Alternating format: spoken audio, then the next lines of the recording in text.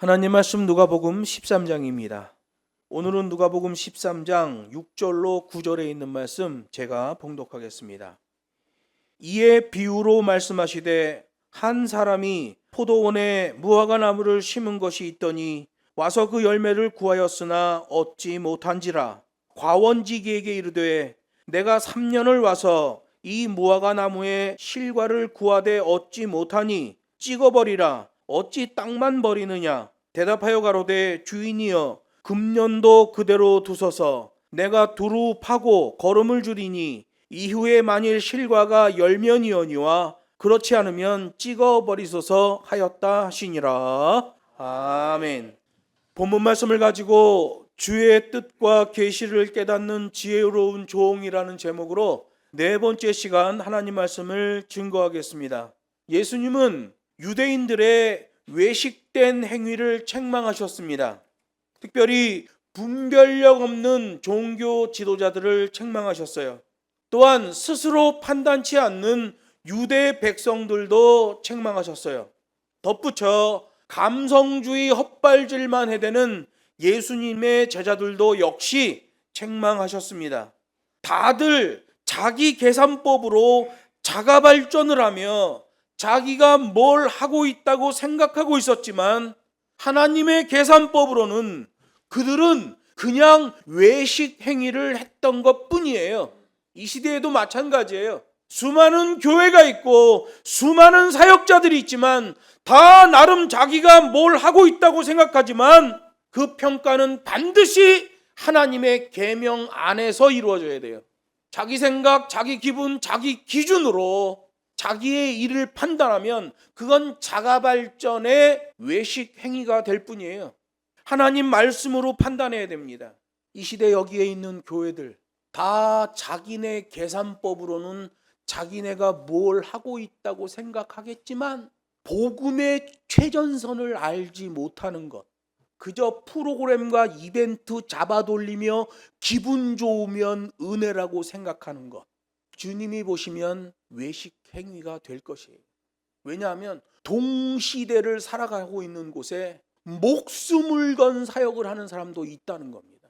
예수님 당시에 유대 종교 지도자들, 그들에게 경도된 유대 백성들, 그들의 흐름을 그대로 보이는 예수님의 제자들, 그들에게 아주 심각한 심판의 메시지가 선포되는 거예요. 믿음으로 구원, 행위로 심판. 당시 백성들에게 지대한 영향을 끼치고 있었음에도 불구하고 함량 미달이던 종교 지도자들을 예수님이 책망하시잖아요. 뻔한 소리 하지 마라. 유대 백성들은 이미 소경이 돼버린 종교 지도자들, 뻔한 소리나 해대는 그들의 가르침을 기준 삼고 있는 것을 책망당합니다. 자발적 행위에서 책망당하는 거예요. 그리고 예수님은 주요 사건 2개를 통해서 정치 지도자와 종교 지도자가 결탁해서 벌였던 사건을 책망하시는 거예요. 첫 번째 사건은 성전에서의 부정사건이죠. 빌라도와 대제사장이 결탁해서 대량의 유대인을 성전 안에서 학살한 사건입니다. 그것에 대해서 예수님이 결론 내리셨어요. 회개만이 살 길이다. 그때 상황에서는 그렇게 독립운동했던 사람이 손가락질 받고 죄인이라고 정죄를 받았지만 손가락질하는 너희들의 죄가 그들의 죄보다 결코 작지 않다. 죄에 대한 판단 기준이 다르다는 거예요. 두 번째 사건은 실로암 망대가 무너져서 사람이 죽는 사건이에요. 거기서는 성전 재정 유용 사건을 책망하시죠. 거기서의 결론도 역시 마찬가지예요. 회개만이 살 길이다. 만일 너희도 회개치 않으면, 즉 방향 전환을 하지 않으면 다 이와 같이 망하리라, 이렇게 말씀하셔요. 앞에 성전 부정사건의 죄는 하마르톨로이라는 죄예요. 뒤에 실로암 망대 성전 재정 유용 사건은 빚을 못 갚은 죄, 오페일레타이 죄예요. 인과응보의 죄든 빚을 안 갚은 죄든 그 죄들의 결과는 모두 다 이와 같이 망하리라 해요. 그 시대의 기준이 아니란 말이에요. 하나님의 말씀, 계명이 뭐라고 말씀하고 있느냐, 이게 기준이죠. 이렇게 지금까지는 회개하지 않을 때에 심판이 있을 것을 경고하셨다면, 여기 6절부터는 회개에도 시간표가 존재한다는 사실을 말씀하고 있는 거예요. 시간표가 지나가 버리면 끝나는 겁니다. 그래서 누가복음 12장 58절에 보면 너를 고소한 자와 함께 재판정에 가는 길에 그 시간에 화해를 하라. 그 시간을 지나가면 너가 붙잡혀서 감옥에 투옥되고 영영 빠져나오지 못할 수도 있다, 이렇게 말씀하시잖아요. 그래서 여기 13장에 나오는 이 심판에 대한 말씀은 12장에서 주셨던 시료의 말씀과 같이 연결되어 있는 거예요. 여기 6절 말씀 보면 심판의 조건이 성립되었다는 것을 말합니다. 이에 비유로 말씀하시되 한 사람이 포도원에 무화과 나무를 심은 것이 있더니 와서 그 열매를 구하였으나 얻지 못한지라. 심판의 조건이 성립된 거예요. 여기 본문에서는 재판하시는 분이 누구인지를 말하고 있어요. 포도원에 무화과 나무를 심은 자가 심판자예요.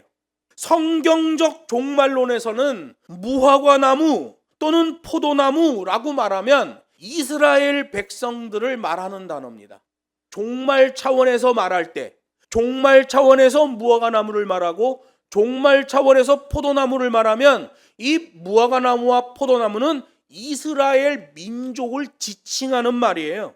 이스라엘이 하나님께서 원하시는 만큼에 이르지 못했을 때는 대체로 포도나무라고 비유됩니다.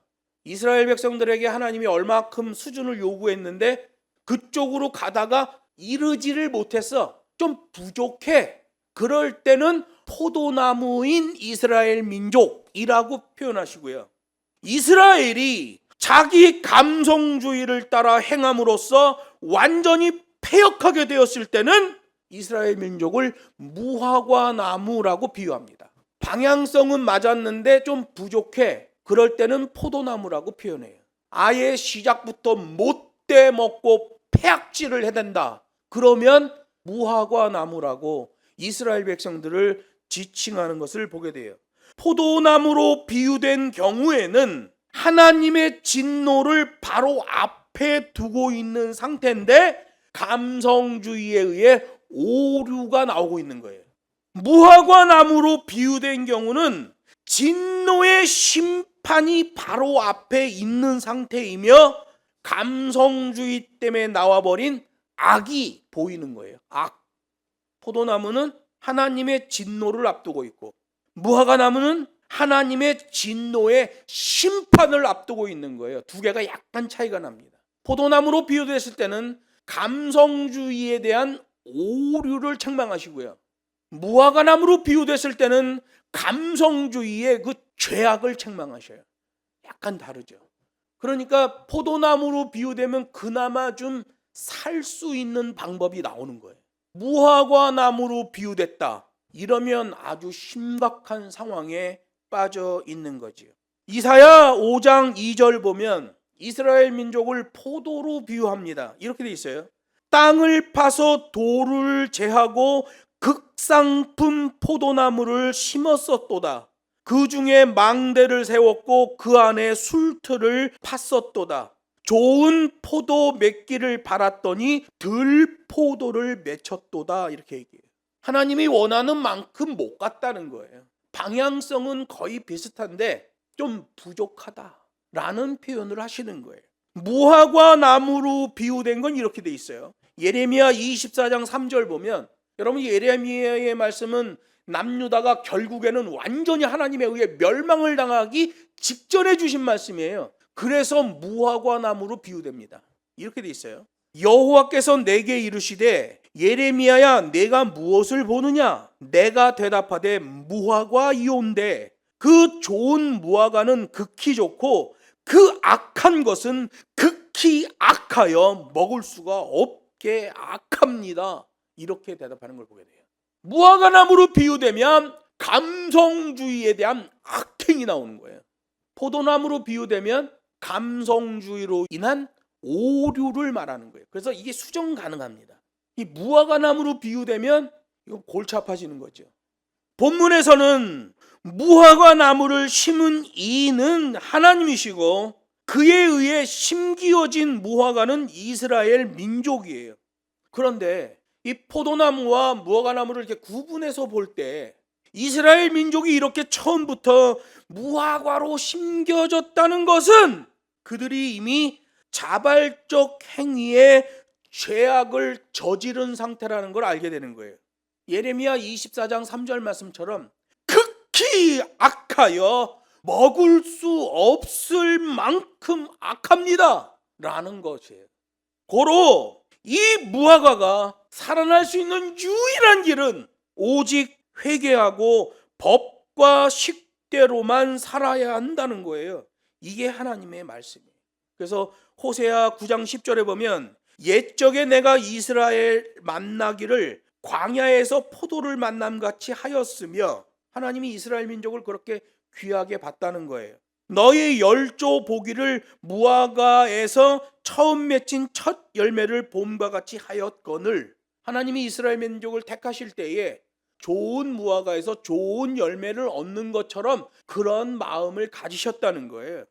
저희가 바알부올에게 가서 부끄러운 우상에게 몸을 드림으로, 그런 이스라엘 민족이 바알부올 우상을 찾아가서 우상에게 자기네 인생 모든 걸 다 드렸다는 거예요.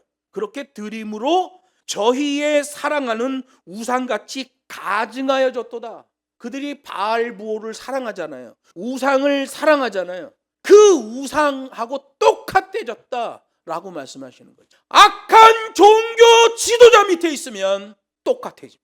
통합 측 총회장이 악행을 저질렀습니다. 명성교회 김삼환 목사가 그냥 총회장직 유지하고 부총회장으로 대리해서 사무를 보라 그래. 그리고 총회장직 깨끗하게 잘 마무리 지어 라고 얘기했어요. 김삼환 목사가 범죄한 통합측 총회장의 뒤를 봐주고 있는 거죠. 그 총회장은 물러나도 벌써 물러나야 되는데 그냥 뻣뻣하게 버티고 있는 거예요. 뭘 어떻게 말해야 될지 모르겠어요. 오직 회개하고 법과 식대로 살아야 한다는 메시지가 이 시대에 꼭 필요한 메시지예요. 왜냐하면 호세아 9장 10절 말씀 보면 그렇게 살지 않으면 우상 숭배의 그 우상처럼 너희도 가증하여질 것이다 라고 말씀하셨습니다. 그래서 여러분, 여기 심판 메시지가, 이 책망의 메시지가 종교 지도자들과 백성들과 심지어 예수님의 제자들에게까지 그대로 적용되는 거예요. 본디 포도원에는 포도나무를 심는 게 정석인데 어떤 주인들은 혹시라도 포도원 좋은 땅에 무화과를 심으면 좀 선한 열매가 나오지 않을까 하여 포도원에 무화과 나무를 심기도 했다는 거예요. 포도원에는 포도나무 심는 거죠. 그런데 어떤 주인들은 야, 이 무화과 나무 묘목이 참 좋다. 요거 포도나무 좋은 땅에다 갖다 심으면 이 무화과에서 좋은 열매가 나올 것 같다. 그래서 포도원에 무화과 나무를 일부 심는 그런 일이 있다는 거예요. 이스라엘의 문화를 보면 가장 좋은 땅에 포도나무를 심습니다. 가끔은 특별한 과실을 얻기 위해서 포도원의 좋은 땅에 여러 과실수를 심어 좋은 열매를 얻고자 하는 거예요. 포도원에서 포도가 열렸는데 시원치 않으면 그 포도나무에 거름을 주고 가지치기를 하는 등 시정 조치를 취하고, 그 포도원에 포도나무는 아니지만 특별히 심은 과실수가 있는데 그 나무가 제대로 열매를 맺지 못하면 그 나무 자체를 잘라 뽑아버리게 되는 거예요. 포도원에 있는 포도나무가 제대로 열매가 안 나오면 그거는 시정 조치를 하고 거름을 주고 땅을 갈아주고 다음 해에는 좋은 포도가 나올 수 있도록 그 조치를 취해주지만, 포도원에 심긴 특별한 다른 나무들은 그 특별한 실과를 얻으려는 주인의 마음을 흡족하지 못하게 하면 잘라서 뿌리채 뽑아버리는 거예요. 포도나무가 시원찮은 열매, 특별히 심은 나무도 시원찮은 열매, 둘 다 시원찮은 열매를 맺었어요. 포도나무는 시종 조치를 하는 거예요. 기타 과실수는 잘라서 뽑아내는 거예요. 지금 이걸 말씀하시는 거예요. 예수님께서는 제자들에게 포도나무 비유를 말씀하셨어요. 요한복음 15장에 보면 내가 참 포도나무여 내 아버지는 그 농부라. 내 안에 거하라 나도 너희 안에 거하리라. 가지가 포도나무에 붙어 있지 아니하면 절로 과실을 맺을 수 없음같이 너희도 내 안에 있지 않으면 그러하리라. 이게 중요하죠. 나는 포도나무요 너희는 가지니 저가 내 안에 내가 저 안에 있으면 이 사람은 과실을 많이 맺나니 나를 떠나서는 너희가 아무것도 할 수 없음이라. 예수님이 예수님의 제자들을 포도나무에 비유했어요. 그럼 뭐예요? 껄쩍지근하고 시원찮아도 웬만하면 시종조치하며 다음 열매, 그 다음 열매를 기대하겠다라는 말씀이시죠.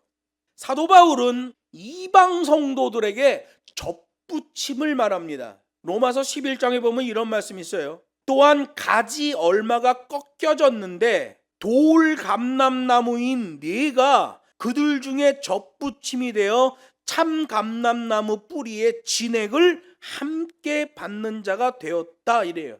이방 성도들에게 하시는 말씀이에요. 이방 성도들에겐 포도나무로 말하지 않아요. 돌 감람나무라고 얘기하는 거예요. 이방인들은 돌 감람나무다. 그런데 그 가지가 어떻게 하다 뚝 잘라졌는데 그 가지가 참 감람나무에 접붙임 바 되어서 참 감람나무 뿌리에서 올라오는 영양분을 참 감람나무인 것처럼 먹는 돌 감람나무 가지가 됐다는 거예요. 돌 감람나무에서 떨어져 나와서 참 감람나무에 접붙임 바 되었다는 거죠. 그러면서 이렇게 얘기해요. 네가 원 돌 감람나무에서 찍힘을 받고, 그러니까 그 죄악된 돌 감람나무에서 잘라져서 티 나온 거예요.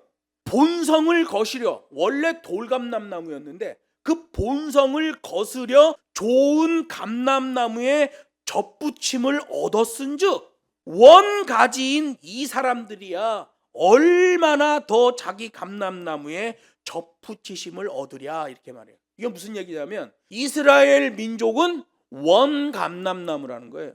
이방인들은 돌 감람나무라는 거예요. 이게 구분해 줍니다. 양키 신학은 우리가 이스라엘 사람보다 훨씬 우월하다고 말합니다. 그렇지 않아요. 여러분 요한계시록에 보면 마지막 끝에 가서 하나님이 이스라엘 민족 대회심 사건을 허락해 주십니다. 그 원 감람나무이기 때문에 그래요. 우리는 돌 감람나무예요. 본성이 악합니다. 그래서 더 법과 식의 말씀 안으로 들어와야 돼요. 자기 감성주의를 따라서 자기 기분을 따라서 믿음 생활하면 답이 없습니다. 총회장까지 됐는데 폐악질하는 거 보세요. 자기 아들한테 불법 세습하고 그 총회장 뒤에서 밀어주는 김삼환 목사 보세요. 김삼환 목사는 그 큰 교회 목사이면서 티코 타고 다니던 사람이에요. 집에 에어컨도 설치 안 했던 사람이에요. 겸손하게 살겠다고. 이명박 따라서 다보스 포럼 갔다 오더니 미쳐버렸어요. 여러분 다보스 포럼이 뭐 하는 곳이에요? 세계 경제인 회의잖아요. 그 사단주의자들입니다. 사단주의자들이 전 세계 경제 패권을 잡고 휘둘러대는 거예요. 야 나는 이 힘이 부족한데 너네 나라 그 기업 우리 붙으라고 그래. 우리 함께 힘을 합쳐서 이 전 세계 경제 패권을 우리가 끌고 가자. 사단주의자들입니다. 우리나라도 다보스 포럼에 갔다 오는 사람 많죠. 멀쩡한 사람들 같죠? 사단주의자들입니다. 그들의 경제 패권 아래에서 우리가 살고 있는 거예요.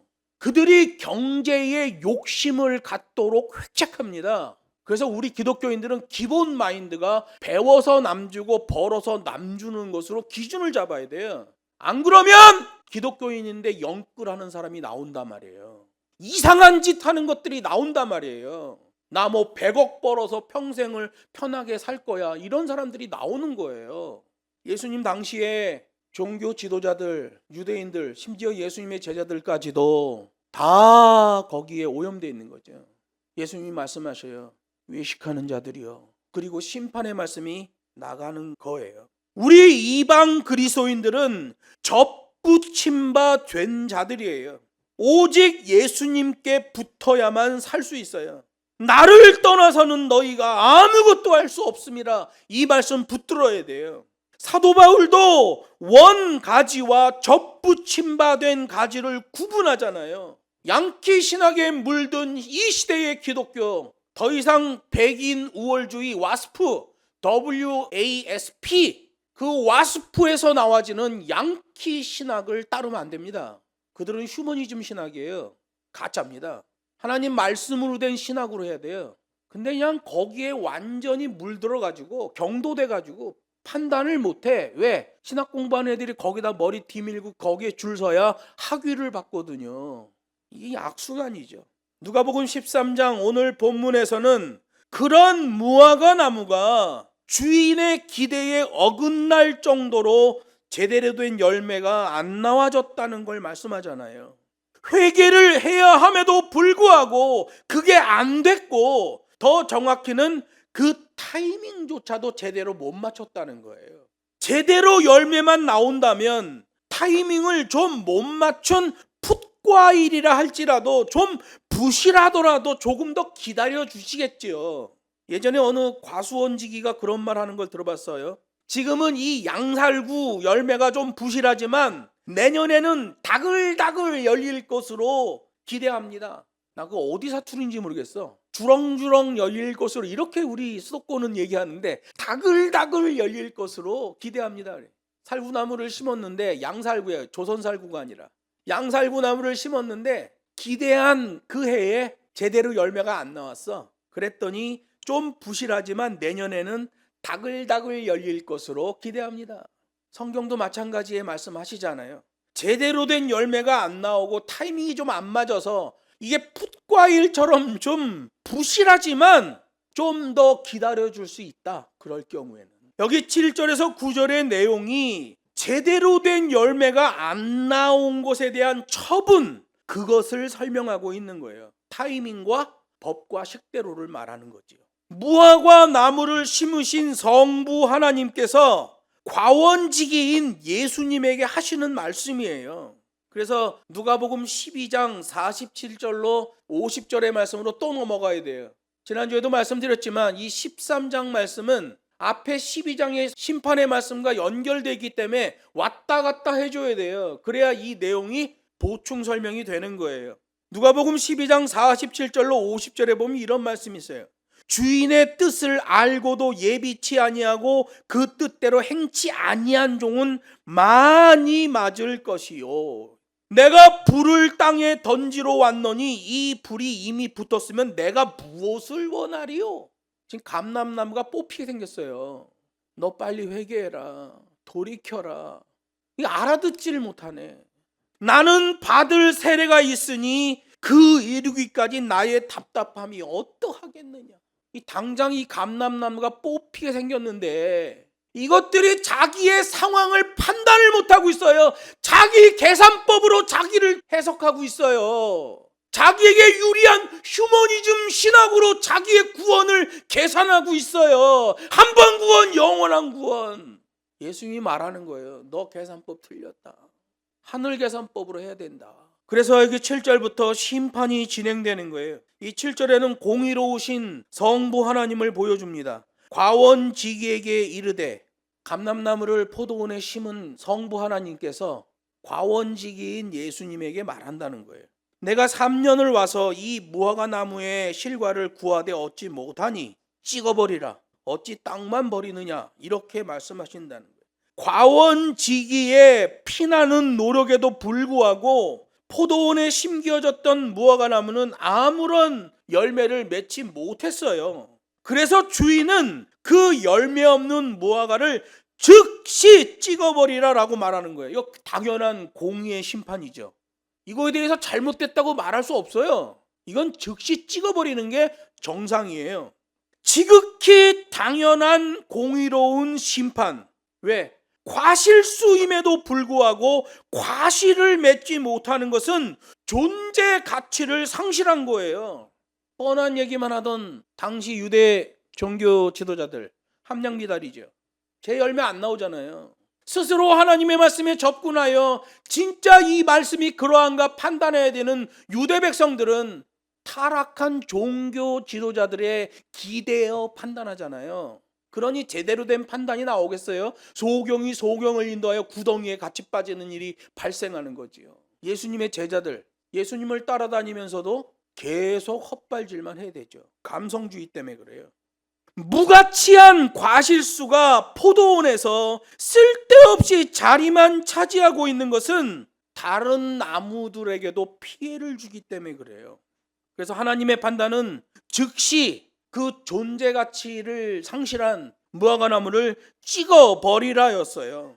이 찍어버린다는 것은 일시적인 조치가 아니잖아요. 이건 영원한 심판이에요.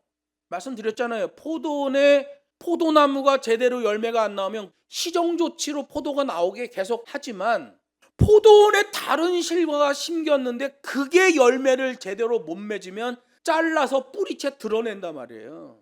일시적 조치가 아니라 영원한 조치예요. 어느 한순간 영적인 무게중심이 삐끗하더니 그 시대의 못된 종교 지도자들의 행태를 그대로 보여주었던 예수님의 제자들, 그들에게 계속 선포되던 심판의 메시지가 여기 본문에서 최정점에 달하고 있는 거예요. 사명적 변별 메시지를 주고 있음에도 불구하고 베드로가 자기 감성주의로 여짜오되 했을 때 나온 메시지가 이 메시지잖아요. 베드로는 궁금해서 물어봤는데요, 그랬는데 그 영적인 저변에는 감성주의의 악함이 또 드러나고 있는 거지요. 요즘도 법과 식대로의 믿음을 말하면 알아듣지를 못합니다. 자세의 믿음을 말하면 되레 대들어요. 내가 예수 믿는데, 예수 믿으면 구원 받는데 뭘 또 자세를 잡으라고 그래. 대듭니다. 행위의 심판을 말하면 애써 외면합니다. 총회장까지 된 사람이 극악한 죄를 짓고도 회개할 줄 몰라요. 왜 그런 줄 아세요? 그동안 그가 종교 지도자로서 답습해온 악이 엄청나게 많다는 걸 말하는 거예요. 들키지는 않았지. 엄청나게 많다는 거예요. 그래서 그 엄청난 죄를 짓고도 괜찮지 라는 생각을 하는 거예요. 왜? 이전에도 그런 죄를 많이 져놨거든요. 들키지는 않았죠. 그런 거 하나 들킨 거 갖고 그러냐 라고 말하는 종교 지도자잖아요.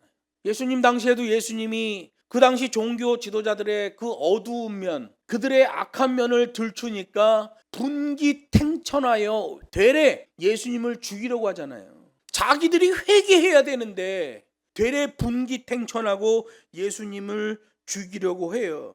법과 식대로의 믿음, 자세의 믿음, 행위의 심판을 말하면 알아듣지 못하고 되레 대들고 애써 외면하는 것, 바로 가짜 가르침에 경도되었기 때문에 그래요.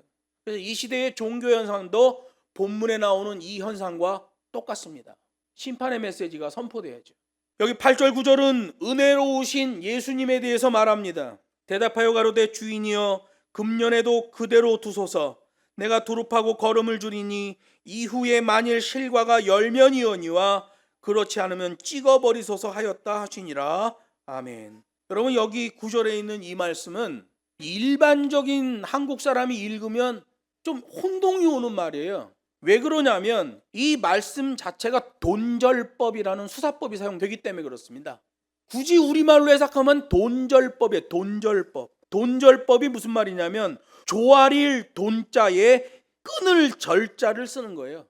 미안합니다. 잠깐만요. 여기 끊으시겠습니다. 그러고 끊는 거예요. 줄을 서 있는데 너무 급한 사람이 온 거예요. 비행기 출발 10분 전이야. 근데 줄을 섰어. 그러면 항공사 직원이 와서 죄송합니다. 10분 있으면 비행기가 이륙하는 2분 빨리 좀 나가게 하겠습니다. 조아리고 끊는다. 돈절. 오늘 본문 말씀이 돈절법이에요. 주인이 왔습니다. 이 감람나무 잘라서 빼버려 했는데 주인님 잠깐만요. 금년에도 좀 그냥 두십시오 라고 말하며 돈절. 원래 주인의 프로세싱을 뚝 자르고 급히 필요한 내용을 거기다 집어넣는 거예요. 이게 돈절법 수사학이라고 하는 거예요. 여기 8절 9절은 마치 소돔과 고모라 심판을 앞두고 아브라함이 하나님께 간구했던 그 본문이 연상돼요. 창세기 18장에 보면 하나님의 천사 셋이 아브라함에게 옵니다. 소돔과 고모라를 불로 심판할 것이다. 그때 아브라함이 하나님 앞에 간구해요. 왜냐하면 소돔과 고모라에 자기 조카 롯이 살고 있거든요. 아브라함이 간절히 구합니다. 주님, 의인을 악인과 함께 죽이는 것은 불가하오며 의인과 악인을 균등히 여기심도 불가하니이다. 그러며 말해요. 거기 소돔과 고모라에 의인 50이 있다면 멸망시키지 않으시겠습니까? 그랬더니 하나님이 그래, 의인 50만 있다면 내가 멸망시키지 않겠다. 그랬더니 아브라함이 5명 더 깎아서 거래를 시작합니다. 주님, 50에 5이 가만 45명만 있어도 멸망시키지 않겠습니까? 하나님 말아요. 그래, 안 하겠다. 다시 30으로 내려오고 20으로 내려오고 10까지 내려옵니다. 하나님이 가라사대 내가 10인을 인하여서도 멸하지 아니하리라. 이렇게 말씀하셔요. 50, 45, 40, 30, 20, 10. 소돔과 고모라에 의인 10명만 있어도 내가 멸하지 않겠다. 근데 어떻게 돼요? 멸망당하죠. 누가복음 13장 이 포도원의 비유에서 말씀하시려는 것은 자기 백성을 향한 예수님의 사랑과 신적인 인내를 강조하고 있어요. 지금 예수님이 너무 답답하지만 그 회개의 열매를 기다리고 또 기다리는 모습을 보여주는 거예요. 그러나 타이밍은 존재한다. 내가 한없이 참는 게 아니다 라고 말씀하시는 거예요. 주인의 뜻과 계시를 깨달아 그 매뉴얼대로 자세를 잡는 백성이 나오길 원하는 거예요. 매뉴얼대로 살고 흐름을 타고 체질화까지 나아가는 백성을 원하시는 거예요. 오늘 본문 말씀을 보면 이미 지난 3년 동안 아무런 의미 있는 열매를 내지 못했는데도 가원지기가 얘기합니다. 그 나무 주변의 흙을 두루 파고 부드럽게 만들어 주어 어떻게든 열매가 좀 나오도록 하겠습니다.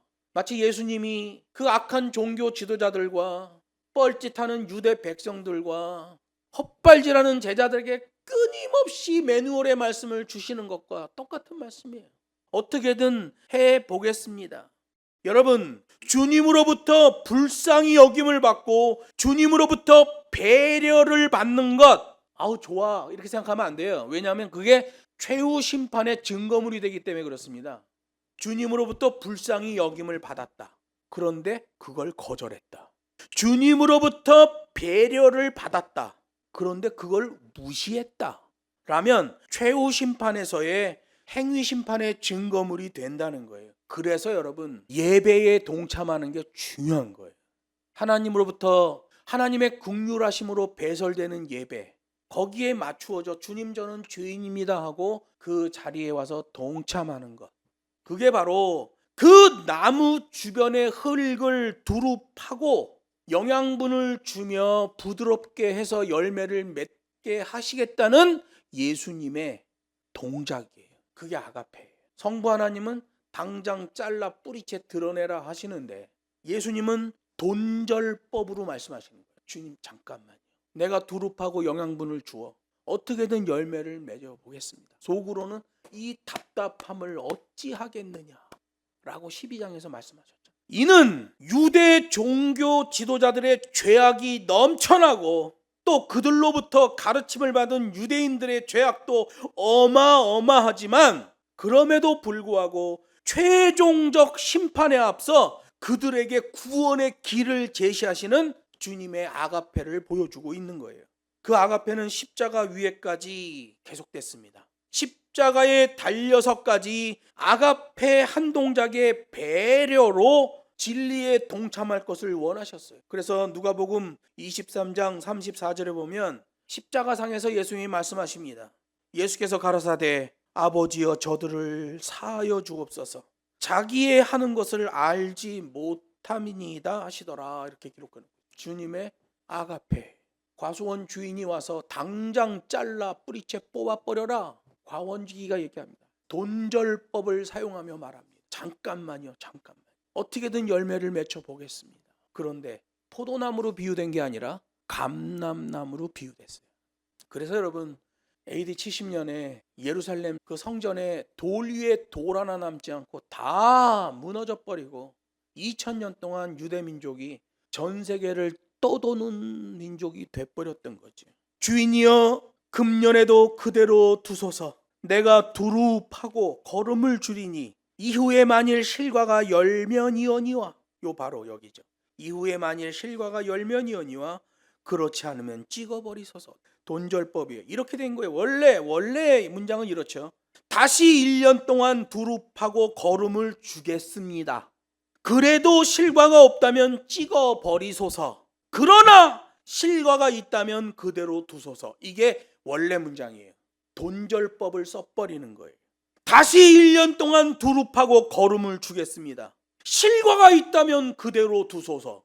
그래도 실과가 없다면 찍어버리소서. 이렇게 된 거예요. 그래서 8절 9절을 연결해서 읽으면 우리말로 번역된 내용을 봐도 말이 이상해. 왜? 강조수사법, 돈절법이 사용됐기 때문에 그래요.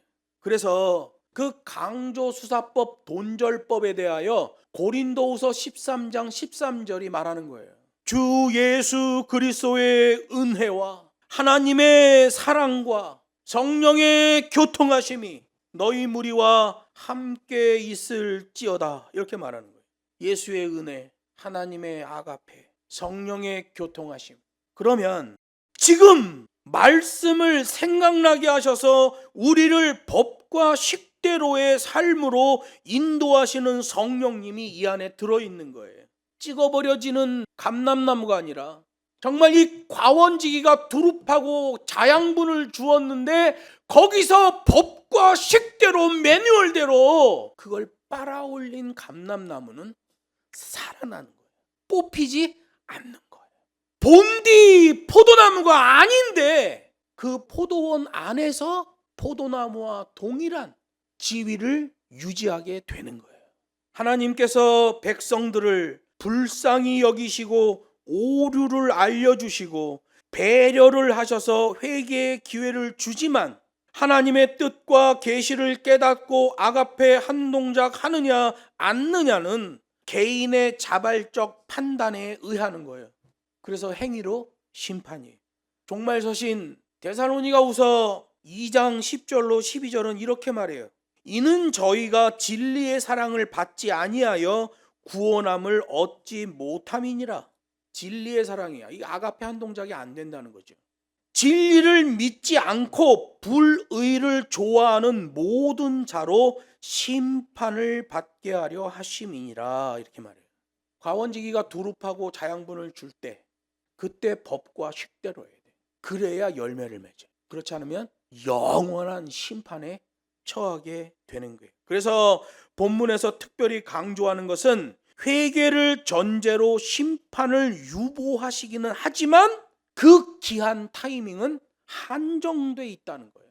제가 믿음 생활하면서 이렇게 보면 저 사람은 회개의 기회를 이미 잃었구나 라는 사람이 보여요. 물론 사람은 죽기 직전까지 그 사람의 구원이 말할 수 없지만 이미 이 자세의 믿음, 매뉴얼, 흐름과 체질화, 이 공식에서 딱 보면 더 이상 여기에 들어올 수 없는 사람들이 존재합니다. 말씀을 맺습니다.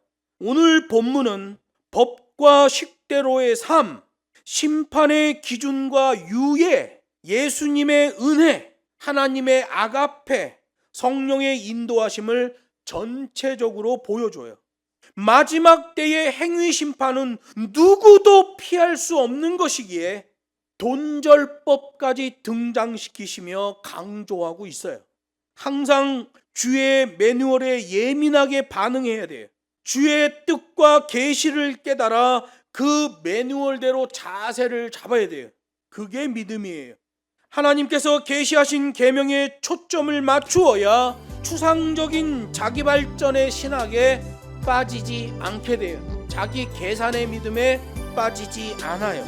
주께서 명하신 계명을 기억하고 반듯한 자세를 잡고 주님 오실 날을 준비하는 우리 모두가 되기를 주 예수의 이름으로 축복합니다.